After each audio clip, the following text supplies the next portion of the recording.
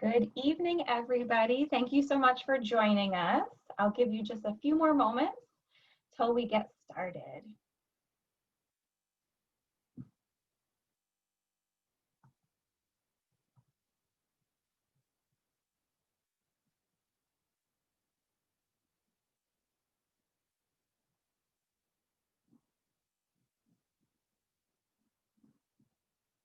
I hope everyone's having a wonderful evening. We'll just give you a few more seconds to join us.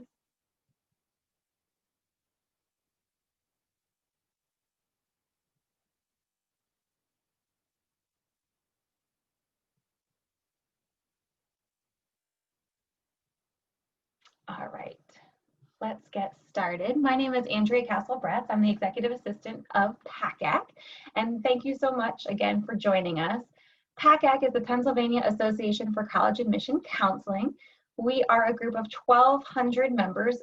Those are high school counselors, college counselors, independent educational consultants, basically anyone who's here to help you figure out what to do after high school and help you with your post-secondary educational choices. We are having this lovely virtual college exploration. It goes from now through November 6th. We have sessions almost every day, so feel free to go back to the website that you used to register for this one, pacac.org/virtual, and you can sign up for any others that you might be interested in. And if you'd like to check out the recording of this session or of any sessions, go to that website as well, pacac.org/virtual. Your cameras and microphones are off, but you can still ask lots of questions. There's a Q&A box for your questions.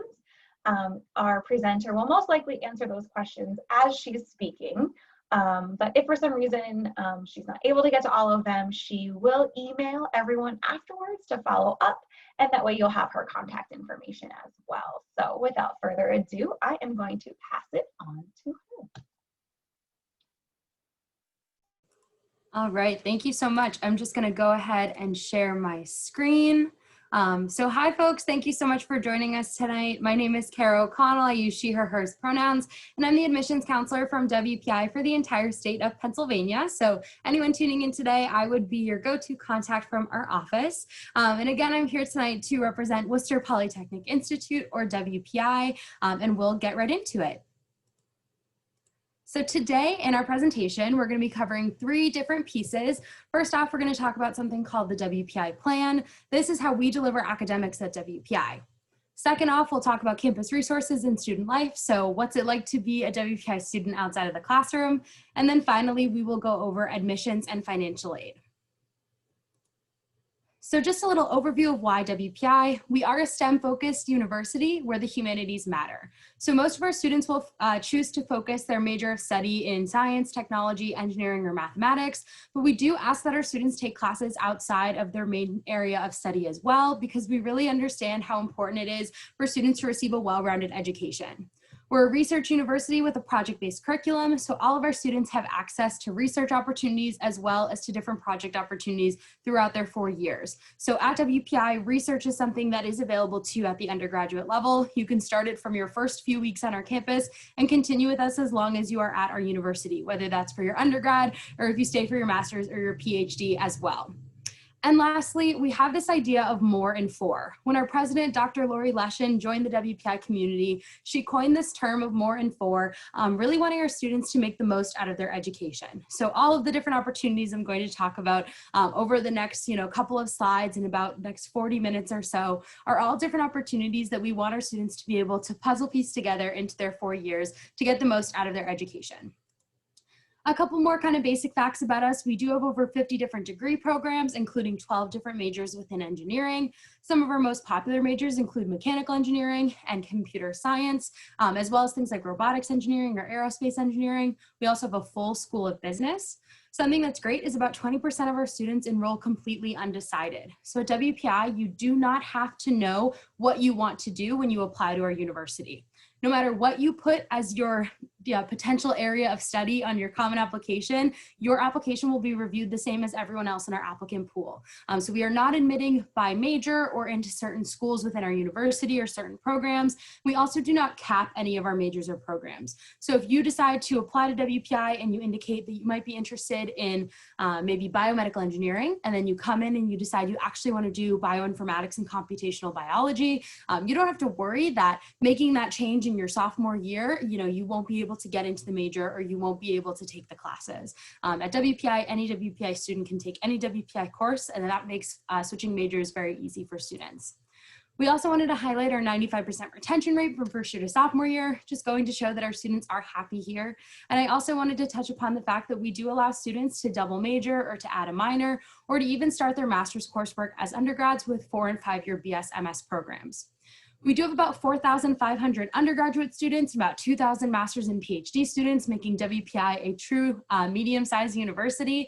And we do have a 13-to-1 student to faculty ratio. So we try to keep those class sizes small, still give students that individualized attention that they might be desiring in the college setting. This big box right in the middle, I think it's the biggest one because I think it's something we're super proud of, is just having these state-of-the-art facilities and labs with cutting-edge technology across campus. We really want our students to have access to things like maker spaces, 3D printers, laser cutters, really anything that you're needing, not only for your in-class work, but also for personal projects. We want our students to feel comfortable with these different machines and different tools so that when you head out into industry, you're already ahead of the game. You already kind of understand how to work with these different materials and really how to make the best of these different opportunities and resources. And then lastly, we do have a new academic building that's currently under construction. It's planned to open sometime in 2021, and this is going to be a hub for all of our different academic resources. You'll find when I keep talking about WPI that we're a very collaborative environment, and we really do encourage students to ask for help when they need it. So we have a lot of great resources on our campus that I'll talk about a little bit more, but this new building is going to be a great centralized location for all of them. So getting us started about the WPI plan, you can see here, learn how you'll learn. About 50 plus years ago now at WPI, we had a group of staff and faculty come together and really think about how we were delivering our education to see if there were things that we could do differently that would make our educational system even better for our students. And this is really where we found a couple of different changes that we've still implemented to this day. The WPI plan is 4 parts. I'm going to walk you through all 4 right now. The first piece is our academic calendar. So at some universities, you have 2 semesters. So each semester is about 14 weeks long, and in each semester you take about 5 or 6 classes.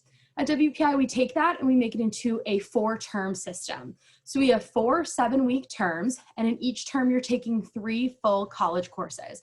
So these are unabridged classes. You are taking full college courses in just 7 weeks. So a good example of this is right now, it's October 11th, and our students are about to enter week 7 of what we call their A term, or the first term of the year. So our first year students at WPI this time next week are going to be completely done with their first 3 college courses, which is pretty amazing if you think about it. And again, the way that we're able to do this is because our students are only taking 3 classes at a time, they're able to meet with those classes a little bit more frequently. So rather than only meeting with your courses maybe 2 to 3 times a week, at WPI you're meeting more like 4 to 5 times a week. You're really getting to know your professors, you're really getting to know your classmates, you're diving deep into those courses and focusing in on 3 subjects at a time, rather than spreading yourself out through 5 or 6 different classes. Big bonus to this is that you can only ever have 3 exams to study for at a time, which is definitely great. Between each of our different terms, you will get a break between A and B term. That's typically about a week. Same with between C and D term, again, another week. Between B and C term, our students actually get about 4 weeks off for a winter break. And then after D term, before they start back up in A term, over the summer, our students do have almost 4 months off for summer. So you can see here that D term lets out in early May. Our students do not come back until late August. My first year working at WPI about 2 years ago, our students' last day of classes was April 30th. So again, very long summer break. During this time, we see a lot of our students taking advantage of professional opportunities. So things like paid internships, paid co-ops, maybe even lab work or different research on our university campus, or maybe at other universities or at different companies. Another thing that our students can do is take optional classes in the summer. So we do have e-term, which is optional. It's actually e-term 1 and e-term 2. So there's 2 different terms that run in June and July. And again, this is an opportunity for students who maybe want to get ahead in their education for whatever reason. Maybe they're doing a double major or they're trying to start their master's while they're undergrads. So again, I want to stress that you do not have to take classes in the summer to graduate from WPI in 4 years, but we do offer this opportunity to take classes either online or in person for students who do want to take more classes at a specific time for whatever reason. So that was the first part. The second part is our non-punitive grading policy. So at WPI, there are no failing grades. Before I go into that, I do want to talk a little bit about kind of what grades you can receive if you can't receive a failing grade. So at WPI in your transcript, only 1 of 3 grades will ever show up, an A, a B, or a C. We've removed pluses or minuses because rather than having students focus on the percentage point and edging out the competition in their class to get the 97 over the 96, we want students to focus on mastering the material. And that's what an A at WPI means. It means you've mastered the course material. Now, if you do not receive the credit to get a C or better in a course, you probably did not understand the material enough to move on to the next level of the coursework. So that is where our NR policy or our no record policy comes into play.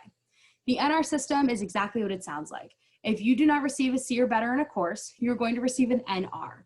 And this doesn't show up on your transcript. It doesn't affect your GPA. It's effectively like you never took the class. The only people that need to know you took it are you and your parents and your professor. So with that, if you do receive an NR in a course, again, it's not going to show up in your transcript. It's not going to completely derail your education. We do have some wiggle room built into our schedules. So just because you NR a course doesn't even mean you'd necessarily have to overload another term or take a class in the summer. The reason we have this policy in place is because we want our students to be comfortable taking risks. And that really goes into part 3, which is our flexible curriculum. Like I said earlier, any WPI student can take any WPI class. So maybe you come in and you feel like you're thinking about computer science, but you really want to try a robotics engineering class, and you take an RBE class and it doesn't go so well. Maybe 3 or 4 weeks in, you're realizing, you know, this really isn't for you. And you're worried that you might not reach that level to get a C or better in the course. You can rest assured knowing that taking that risk, you're not going to be met with failure or with penalty. Instead, you're going to have this NR policy to fall back on. What I will say is that at WPI, the average student NRs less than 1 course in their 4 years. So it's not something that's happening all the time, but it really is something our students appreciate because again, it gets them to feel comfortable jumping out of their comfort zone. And maybe you'll take that robotics course and it'll go fantastic and you'll find a new passion and you'll switch your major and you'll end up becoming a robotics engineer. And that's fantastic. At WPI, we really want our students to be able to take those jumps knowing that if they've jumped a little too far, that NR system is there to kind of catch them if they fall. I do want to highlight again kind of something else on this slide, the last piece before I move on to the last part of the plan, is this idea of we advise, but you decide. We truly mean that at WPI. From the time you get here to choosing your first classes to choosing your last courses at WPI, you're going to work with a faculty advisor or an academic advisor. They're going to be able to help you map out what your 4 years might look like and kind of how you can tailor your education to fit with your specific goals. So we could have 4 different, chemistry students at WPI that all have majors where they took classes that were a little bit different from one another, focusing in what they really wanted to do rather than having to just take all the standard core curriculum. So again, that goes into kind of the flexibility that we have. And at the end of the day, you're going to be in the driver's seat. You get to decide what classes it is that you want to take. So moving on to the last part of the plan, we have our project-based curriculum. And I know that I'm talking a lot, so if you have questions that come up, again, remember that you can put them in the Q&A. But I do want to talk a little bit about the project-based curriculum. This is the 4th part of the plan, and it's definitely the biggest. It's what we're known the most for. So I said at the beginning, and I did mean it, in every single class you take at WPI, you're going to be doing projects. Our motto is theory and practice, and for all of the lecture time that you do take, we also want our students to have hands-on experiences from the first classes they're taking, again, up until they're graduating. These 4 projects are the biggest ones we have on campus. The first one I'm going to talk about is optional. The other 3 are mandatory. So this first one is called the Great Problem Seminar, or the GPS. You'll find at WPI that we love our acronyms, so I promise I'll explain all of them, but we do typically call this project the GPS. So the GPS is a 2-term course that you can take. You take GPS Part 1 in your A term of your first year, and GPS Part 2 in your B term of your first year. And what this is if you want to take this class, because again, it's optional, you're going to register for a class that's focusing on a great world problem. And this could be anything. It could be about hunger and food insecurity. It could be about water and climate change. It could be about finding different energy and different resources that different countries can run off of. It can really look at any different global problem that is facing any part of the world. And so you'll sign up for something that interests you. And then what you'll do from there is you'll take that class in your first term where you're going to be introduced to college level research. So you're going to take that different topic that you've picked out as a class, and you're going to learn as much as you can about that problem. You're going to be introduced to different methodologies of research, kind of how you can find different information. And then in your B term, you're going to come back as a class, but this time you're going to split up into small groups, and you're going to do a project that's related to that problem. Now, we're not expecting you to solve the whole global problem, but we are expecting you to identify a small piece of this issue that you can propose a solution to. So you might look at the Worcester community. We had a group of students that took a class called Feed the World, where they were looking at food insecurity and problems across the globe. And for their project, they decided to look at the Worcester community, so the city that we're located in. And they also started to look at our campus, and they noticed there were some areas in WPI where we had food waste. And there were areas in the city of Worcester where there was food insecurity. And so our students, for their project, created something called the Food Recovery Network that went into our dining halls at the end of the day and repackaged and repurposed food that could then be delivered to local food shelters. So again, our students didn't solve the issue of world hunger, but they were able to identify where in Worcester they could make a difference. Now for the GPS, you're not just limited to focusing in the city of Worcester, though a lot of our students will choose to do something impactful within the city, but you can look at a global focus of this as well, and you'll be able to be walked through that with your different GPS professors during your time in that course. So that may sound all well and good, but maybe it's not something you're interested in. Maybe you want to dive right into your coursework when you get here. That's completely fine because again, that project is optional. These next three are mandatory for all of our WPI students. And the first one of the mandatory projects is the Humanities and Arts project. This surprises a lot of folks because again, we're a Polytechnic Institute, we're known for STEM, but what I will say now is that just like everything else that you do, the Humanities and Arts project is incredibly flexible. I promise you right here, right now, if you never want to take an English class ever again once you graduate from high school, you never have to at WPI. Our Humanities and Arts faculty is one of our biggest groups of faculty on campus, and the reason for this is because they're offering all different types of classes for our students to take. We require every WPI student to take 6 classes within the Humanities and Arts, and the 6th course that you're taking is going to be doing this project. And this will look very different depending upon what you focus in. If you focus in something like music, your final project could be composing a musical piece for one of our different ensembles to perform. If you do art, it could be creating an art installation for one of our buildings on campus. Something very different, if you do history, it might be, a large-scale research seminar or research paper. So again, just another example of that flexibility. And at WPI, we understand that our students are coming with a lot of different interests. And so this gives them a really great chance to be able to tap into some of those other interests that might not be directly related to their major. These last 2 projects are the definite heavy hitters. So they're the ones that are, the ones that we're known for, and they're also the ones that count for the most credit at WPI. First one is the IQP, or the Interactive Qualifying Project, typically done in your junior year. This is an interdisciplinary project, so you're going to be working in a small group with students from outside of your major, typically around 4 students or so, and your project is going to be focused on a social science. So again, outside of that major area of study. And I'm going to talk a little bit more about this one on the next slide. But before I switch to the next slide, I do want to highlight what's called the MQP, or the Major Qualifying Project. This is your senior capstone research project at WPI. At WPI, we do not have an honors college, so I always kind of equate this to like our honors thesis or our honors project. So all of our students do have to complete this, and it's kind of a culmination of all of the things you've learned through your major at WPI. So you can kind of design this project. Again, you'll work in a small group of students, this time all within your major, and your project will be related to your major. The reason I wanted to bring this slide up to talk about the IQP is because the Interactive Qualifying Project is a time where a lot of our students choose to go abroad. Something that's unique about WPI is that study abroad at our university doesn't mean going to another school and taking other classes. It instead means going to another country, going to one of our 50+ project centers across the globe, and doing a project for a full 7 weeks. So the IQP and the MQP both count for 3 courses worth of credit. So you can take all of those courses at one time, complete your IQP in 1 term, and whether you're completing it on our campus in Worcester or you're completing it in New Zealand, you're going to be getting that same amount of credit. So this is a really cool time that's built into your schedule. If you want to study abroad, you definitely can. You don't have to. Like I mentioned, we do have projects on our campus as well as throughout the US if you want to stay a little bit more local.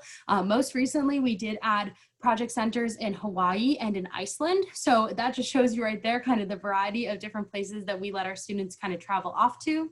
Something I will say about this is that when you are doing these projects, you are working in these communities. You're getting to work with, companies, government organizations, other universities, businesses, really anything. But again, you're making an impact within these communities. The last thing I'll mention on this slide is this global scholarship. We do offer a scholarship of up to $5,000 to put towards having a global experience, because we understand that studying abroad does have different costs associated with it. And we do not want that to be a barrier from someone going abroad if that's something they want to do. So when it comes time for you to have an abroad experience, if that's something you want to do, we will offer scholarships of up to $5,000 in addition to the scholarships you have at home on our WPI campus to kind of help you again offset those costs of studying abroad. And this slide just kind of covers a little bit more about what I was just talking about. Again, really being able to learn what you're doing take what you're learning in the classroom, and apply it to real world problems. So again, even more hands-on work. And for a lot of our students, the IQP is a time where they can go abroad and have that global experience. So with everything that I talked about the plan, our students definitely have a very unique college experience, and businesses take notice. Over 400 different companies visit and recruit on our campus every single year for paid internships, paid co-ops, and paid jobs after college. Our Career Development Center is ranked number 5 in career services by the Princeton Review for all college career services offices. It's really amazing to see not only the large scale programming that they do, but also the one-on-one counseling or the individualized work they do with different student groups, and also all of the data collection that they do. So that's how we were able to get this number, that the average starting salary for the class of 2019 for all of our majors, so not just our engineers or not just our business students, was just over $72,000. I highly recommend, if you're interested in seeing kind of where our students go off to, maybe if there's a company you've always wanted to work for and you want to know if we ever send students to work for, say, NASA, well, yes, we do. But if you want to have a little bit more information about that, I definitely recommend just a quick Google search, WPI Career Outcomes. It'll bring you to our career outcomes and salary data page on our website that breaks it down by class year, where our students ended up 6 months after graduating, and breaks it down by major. So the next piece of the presentation is talking a little bit about campus life. So WPI, we are a residential campus, meaning we have opportunities for students to live on campus all 4 years if they want to. And I will point out that first year housing is guaranteed, and 62% of our total student body lives on campus. What I will say about this number is that we as a campus are surrounded by residential communities. So it's really easy for our students if they choose to move off campus, because that's just kind of what they want to do, whether it's they want to practice their independence or practice paying bills, whatever it may be, they definitely have a lot of affordable housing right in the area. 90% of our students live within a mile radius of campus. So even if you move off campus, it's not like you're moving far. But I will say we're in no way pushing you off campus. If you want to live on campus all 4 years, you definitely can do so. In terms of kind of clubs and activities as well as sports, we are an NCAA Division III school with 20 different varsity sports teams, 10 men's and 10 women's. We also have 40 club and intramural sports. So if you're interested in continuing with athletics or with picking up a new sport, but maybe not at the varsity level, there's plenty of opportunity there.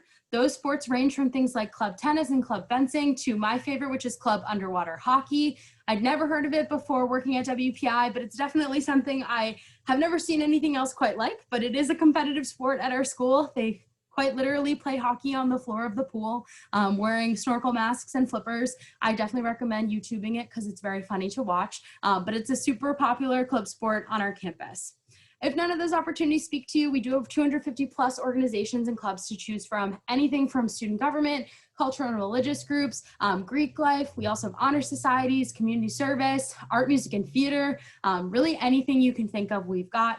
We have 2 clubs entirely dedicated to cheese, one dedicated to eating cheese, one dedicated to selling cheese, which is our student-run business. So again, I think there's a whole lot of variety, but if you ever want to do something that we don't have a club for, you can also always start it on our campus. Off campus, a little bit about where we're located. We are in Worcester, Massachusetts. I know it kind of looks like Worcester or Worcestershire. I've heard all the pronunciations, but we are in Worcester, Massachusetts, hence the name WPI, Worcester Polytechnic Institute. And Worcester really is a college city. So we're the second largest city in the region of New England. We're about an hour away from Boston, about 4 hours away from New York City.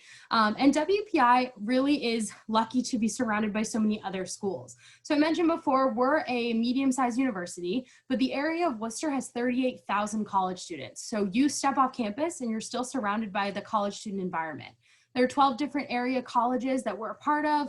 So there's also a great consortium of different colleges. If there's a course you want to take or an event you want to attend that we're not offering on our campus, you can always kind of tap into the resources of different colleges within our area. Worcester is definitely a fantastic city. I myself have lived here for probably 6 or so years now. So I mean, I think I'm partial, but I really do love it. And I think our students do too. It's a fantastic place, not only to grab some of the best food that I've ever personally had, to exploring the city, to even being able to step away into nature for things like beaches or skiing or hiking and more. So the last section of the presentation is a little bit about kind of applying to WPI as well as financial aid and scholarships. So the first piece here is looking at our application deadlines and what's required. So we are on the Common Application, including the essay. That's the only way that you can apply to WPI. We need to see your high school transcript. So once you let your college counselors, your guidance counselors know where you're applying, they'll send that to us. And then we do require 2 letters of recommendation, one from a guidance counselor and one from a teacher with a preference for a math or science teacher or a STEM teacher. I always get this question, so I like to address it kind of head on. At WPI, you can send us more letters of recommendation if you have a coach or a boss or a mentor or some other teacher that you think would also provide a great letter and kind of showcase a different side of you. You can definitely feel free to send those along. If you can't add them to your Common App because maybe you run out of space, you can always just email it to our office at admissions@wpi.edu. In terms of what's optional, we are an SAT and ACT optional school. We have been since 2007. So we understand that right now a lot of schools are going test optional because of the limited amount of testing due to the pandemic.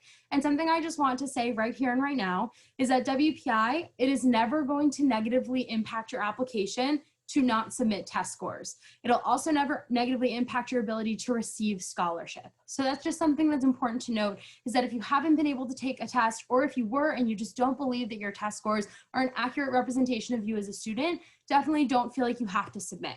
On the flip side, if you have been able to take a test and if you feel like your scores are a really strong indicator of your success, feel free to send those along. What I always say is it's kind of like sending us another letter of recommendation. It's another way for us to get to know you a little bit better.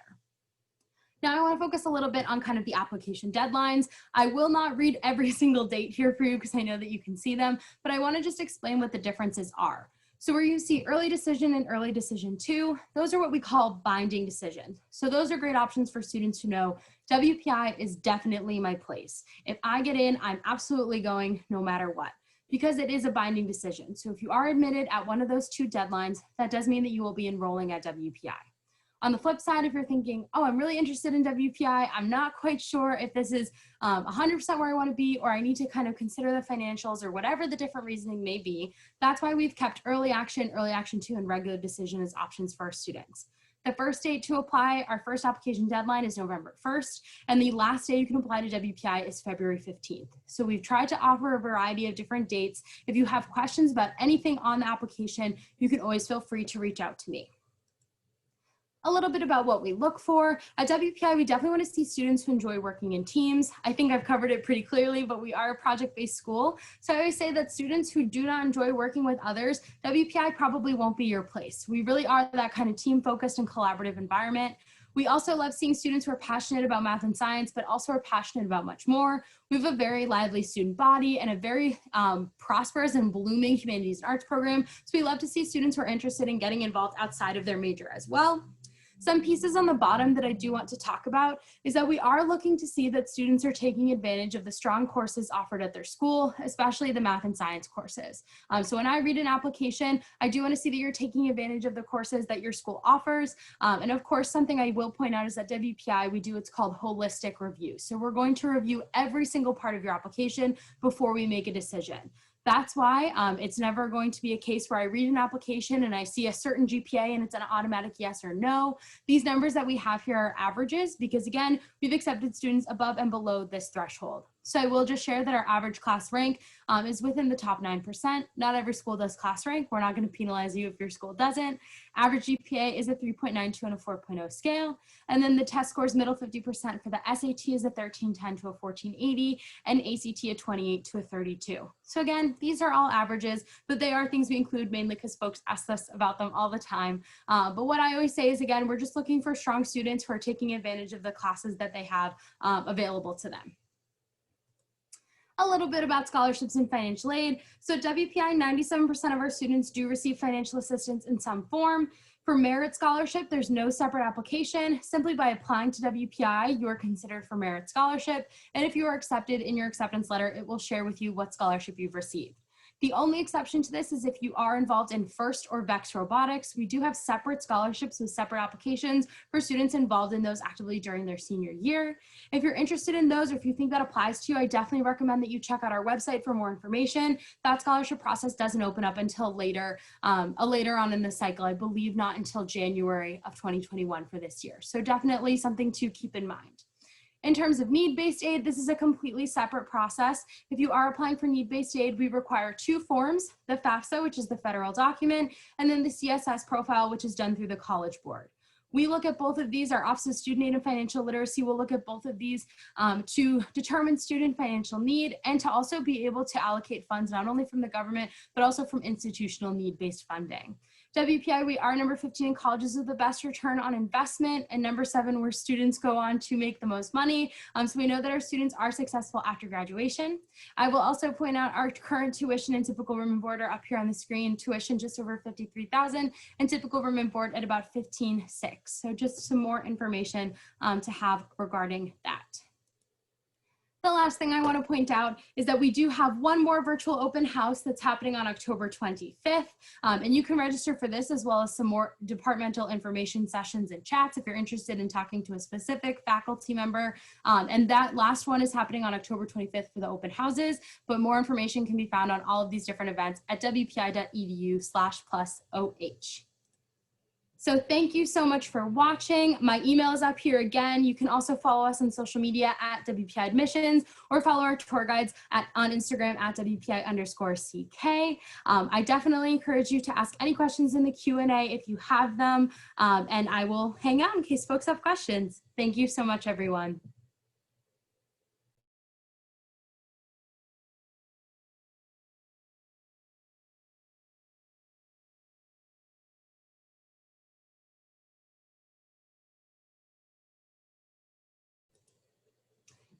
Andrea, I believe you're muted. Oh, of course I am. Thank you. Just giving one more second for everyone to ask any other questions that they may have.